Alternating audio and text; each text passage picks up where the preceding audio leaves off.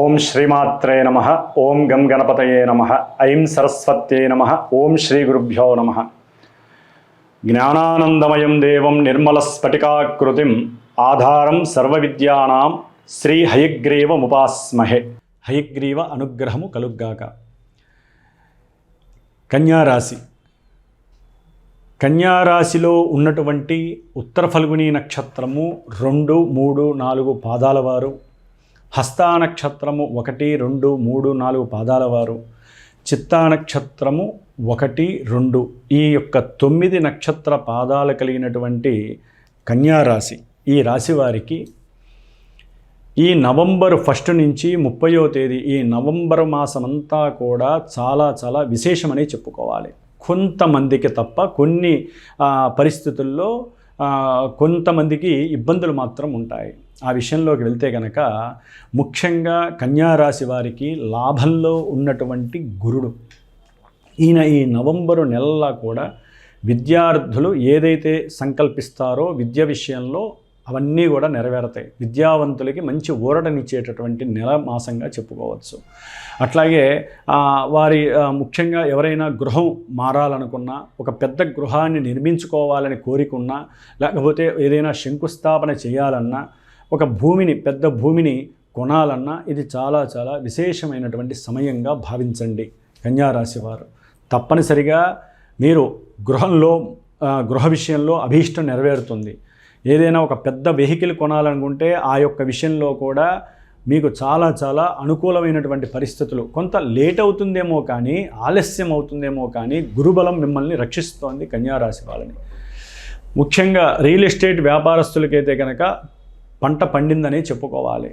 ఏదో రకంగా పెద్ద పార్టీలు తగులుతాయి. చక్కగా వాటిల్లో బ్రోకరేజ్ చేసేటటువంటి కొంత మంచి ఏజెంట్లకు కూడా వారు ఎప్పటి నుంచో అమ్ముదాం అనుకుంటే 1 కాదు 2 కాదు 4, 5 అమ్మేసేసి వారు అక్కడే అదే స్థలంలో ఒక స్థలము వారికి కేటాయించుకోనేటటువంటి పరిస్థితి కూడా కన్యారాశి వారికి కలుగుతుందని చెప్పుకోవాలి. అట్లాగే ఉన్నటువంటి ఆర్థిక రీత్యా కూడా నవంబర్ నెలల్లా కూడా కుటుంబంలో వీరు బంగారం రేటు పెరిగినా సరే బంగారం కొనాల్సిందే.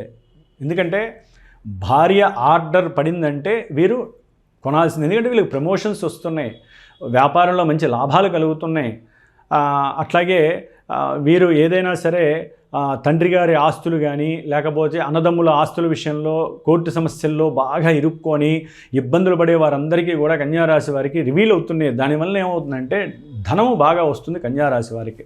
ధనం వచ్చేసరికి ఏమవుతుంది, చక్కగా పిల్లల్ని ఉన్నతమైనటువంటి విద్యా స్థానాల్లో చేర్పించాలని, విద్యాలయాల్లో చేర్పించాలని, విదేశాలకు పంపించాలని ఒక కలలు కూడా కనే పరిస్థితి. సరే, వాళ్ళు చిన్నపిల్లలైతే కనుక టైం చాలా పడుతుంది. ఈ లోపల ఈ నెలలో గ్రహాలన్నీ మారిపోతాయి. వారి జాతకరీత్యా ఏదైనా ఈ కన్యారాశి వారికి కొంత అప్రస్తుతమైనటువంటి ఇబ్బందులు ఎదురైతే తప్ప ఈ యొక్క యోగాలన్నీ కూడా చక్కగా పనిచేస్తూ ఉంటాయి గోచారంలో. ఎందుకంటే రియల్ జాతకం వేరుంటుంది, గోచారం వేరుంటుంది. ఆ యొక్క రియల్ జాతకము గోచారంలో ట్రాన్స్లేట్ జరుగుతూ ఉంటుంది, అంటే ట్రాన్స్ఫర్ జరుగుతూ ఉంటుంది. శుభాలు ఓకే, ఈ గ్రహము అక్కడ ఇట్లా ఉంది కాబట్టి, ఈ గ్రహము ఇక్కడ ఇట్లా ఉంది కాబట్టి కొన్ని ఇబ్బందులు కలుగుతాయి. కొంతమందికి అవి మంచి యోగాలను ఇస్తాయి. కాబట్టి ద్వితీయంలో ఉన్నటువంటి శుక్రుడు మంచి మృష్టాన్న భోజన ప్రాప్తి. మీరు ఏది కోరుకుంటే అది భార్య కానీ ఇంట్లో తల్లి కానీ పెట్టాల్సిందే. భోజనం అంతటి చక్కటి భోజనం అందుతుంది, తినుబండారాలు కానీ.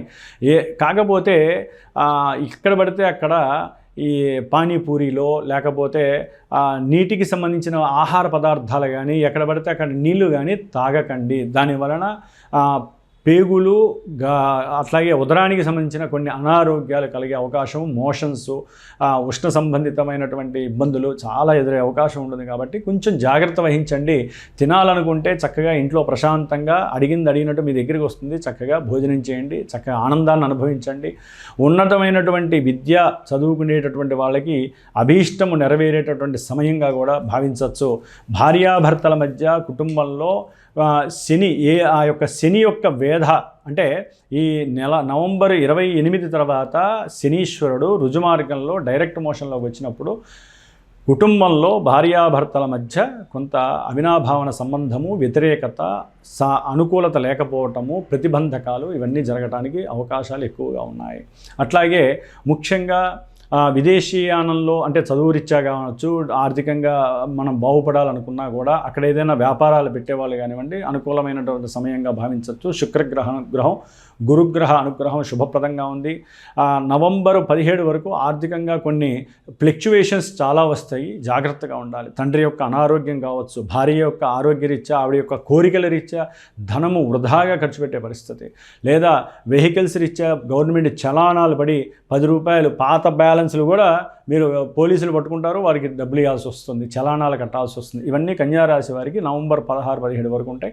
తర్వాత రవి కుజుడు మారుతారు కాబట్టి, అక్కడ ఆల్రెడీ కుజుడు మారుతాడు కాబట్టి మంచి ధైర్యము, సాహసము, మంచి పరాక్రమము, విక్రమవంతమైనటువంటి మేధస్సుతో కూడినటువంటి, ఎంతో ఆరాటంతో ఆవేశంతో చేసేటటువంటి పనులు యందు నిమగ్నమైపోతారు. యాటిట్యూడ్స్ బాగా పనిచేస్తే వీళ్ళకి ఏ పని చేయాలన్నా సరే నా అంతటి వాడు లేడు అనేటటువంటి ప్రగల్భాలు పలిగే పరిస్థితి.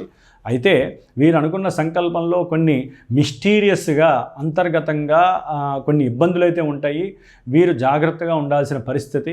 ఎందుకంటే అన్నదమ్ములతో కొంచెం జాగ్రత్తగా మాట్లాడండి. అంతర్గతంగా ఒకటి పెట్టుకొని వాళ్ళతో ఉంటే వాళ్ళకి తెలుసుకొని మళ్ళీ మీకు దూరం అయ్యే అవకాశాలు ఉంటాయి. కాబట్టి కొంచెం జాగ్రత్తగా ఉండాల్సినటువంటి పరిస్థితి. చాలా జాగ్రత్తగా ఉండండి. ముఖ్యంగా వీరికి రాహుగ్రహ యొక్క అనుకూలత ఎక్కువగా ఉంది. చేసే వృత్తిలో కాస్త గుర్తింపు వచ్చే అవకాశం పరిపూర్ణంగా ఉంది. అవసరమైతే విదేశాలకి వీరికి ఉన్నటువంటి మనోవిజ్ఞాన శక్తి అంటారు, దానికి సంబంధించినటువంటి విషయంలో వీరిని గుర్తించి విదేశాలకు పంపించడానికి, అలాగే బిజినెస్ పనులలో చేసేటటువంటి బిజినెస్ పనుల పరంగా కానివ్వండి విదేశాలకు వెళ్ళేటటువంటి అవకాశం కలుగుతుంది. దానివల్ల కూడా భార్యాభర్తల మధ్య కుటుంబంలో కొంచెం ఎడబాటు ఇలా కూడా కలగడానికి అవకాశం ఉంది. కానీ రవి కుజులు బాగున్నారు. ముఖ్యంగా కన్యారాశికి సంబంధించి వ్యాపార స్థానాధిపతి, రాస్యాధిపతి అయినటువంటి బుధుడు, ఈయన బుద్ధి, తెలివితేటలు, అట్లాగే వినయము, విచక్షణ, ఇవన్నీ కూడా చేతనత్వంగా కలిగినటువంటి మంచి ఉల్లాసభరితంగా ఆనందంతో ఉండేటటువంటి బుధుడు నవంబర్ 1 నుంచి కూడా మళ్ళీ ఆయన కుజుడితో రవితో కలవటము, మళ్ళీ వెనక్కి రావటము, ఈ వక్రత్వము, వీటి వల్ల ఏంటంటే స్టెబిలిటీ అనేది ఉండదు. వ్యాపారంలో కొంత స్టెబిలిటీ లేకుండా కొంత మోసపోయే పరిస్థితి, అట్లాగే గవర్నమెంట్ వాళ్ళతో తిట్టించుకునే పరిస్థితి వస్తుంది. చర్మ సంబంధిత రోగాలు వస్తాయి. అట్లాగే కుటుంబంలో చిన్న చిరు సమస్యలు కలిగి మీ మాట తోలడం ద్వారా అది మీ వ్యాపారానికి నష్టమే, మీ కుటుంబంలో కూడా అది ధన నష్టంతో పాటుగా కెరీర్ని కూడా నష్టపోయే పరిస్థితి కన్యారాశి వారికి కలుగుతుంది. కానీ ఒక్కొక్క గ్రహము ఒక్కొక్క రకమైనటువంటి పంక్చువాలిటీని, ఎన్నో ఫ్లక్చువేషన్స్ ఇస్తుంది. కాబట్టి ముఖ్యంగా వీరికి శనిగ్రహ దోషము ఎక్కువగా ఉంది. 12లో ఉన్నటువంటి కేతువు కాస్త ఏదో ఈ జన్మలో చేసుకున్న పుణ్యం వలన ఏదో కాస్త కూర్చుంటే ఏదైనా పూజ చేయగలరేమో అని భావన తప్ప శనిగ్రహ ఎమోషన్ అంటే శనిగ్రహ వీక్షణ వలన వీరి యొక్క ఆలోచనలు ఎప్పుడూ కూడా పూర్వం చేసిన దాని మీదే ఉంటాయి. కాబట్టి కొంచెం జాగ్రత్తగా ఉండాలి. ఏదేమైనప్పటికీ వీరు శనికి, కేతువుకి సంబంధించినటువంటి దాన ధర్మాదులు చేయటము, లేకపోతే మహామృత్యుంజయ హోమం లాంటి వాటిల్లో, ఎందుకంటే 12లో కేతువు ఏంటంటే కొంచెం ఇబ్బందిని పెట్టే పరిస్థితి ఉంటుంది. ముఖ్యంగా విద్యార్థులకి ఇందాక చెప్పాము, చాలా అనుకూలమైనటువంటి పరిస్థితి. కాబట్టి ఏ విషయంలోనైనా సరే భార్యాభర్తల మధ్య ఇబ్బందులు, అన్యోన్యత తగ్గినట్లయితే వారు కూర్చొని చక్కగా హనుమంతుడి యొక్క స్తోత్రాలు ఎన్నో ఉన్నాయండి. వీర కవచం కూడా ఉంది. అట్లాగే సప్తముఖి హనుమంతుడి యొక్క కవచం ఉంది, పంచముఖి హనుమత్ ఆరాధన ఉంది, ఆయన యొక్క మంత్రం ఉంటుంది.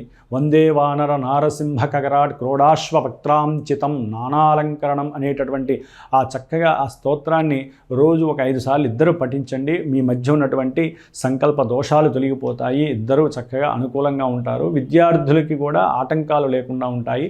కాబట్టి ఏదైనా సరే కొన్ని దోషాలు ఉన్నట్లయితే మీరు జాతకరీత్యా సంప్రదించండి. అట్లాగే మా పీఠంలో శ్రీమాత జ్యోతిషాలయ పీఠంలో ప్రతి నెల కూడా అమావాస్య రోజున విశేషంగా నవగ్రహ నక్షత్ర హోమాలు జరుగుతూ ఉంటాయి. అట్లాగే ఎవరికైనా పెద్ద ఎత్తున ఏదైనా సమస్యలు ఉంటే వాటికి సంబంధించినటువంటి దశమహావిద్యల్లో సంబంధించిన ముఖ్యమైన వనదుర్గ, అట్లాగే బగలాముఖి, ముఖ్యంగా అమ్మవారు చండి అష్టమి కానీ పౌర్ణమి కానీ పర్సనల్గా ఎవరైనా జాతకరీత్యా ఉన్నా, శుక్రదోషాలున్నా, రాహుదోషాలున్నా, వారికి వివాహాలు కానివ్వటువంటి వారికి ఈ యొక్క చండీ హోమాలు ఇలాంటివి కూడా ఎప్పుడూ జరుగుతూనే ఉంటాయి. కాబట్టి పర్సనల్గా ఎవరికన్నా కావాలన్నా చక్కగా వచ్చి కూర్చొని చేసుకోవచ్చు. హైదరాబాద్లోనే ఉంటుంది మా పీఠము. కాబట్టి ఏదేమైనప్పటికీ కన్యారాశి వారికి చక్కటి ఆనందకరమైనటువంటి యోగము నడుస్తోందని చెప్పుకోవాలి. ఓం శ్రీమాత్రే నమః.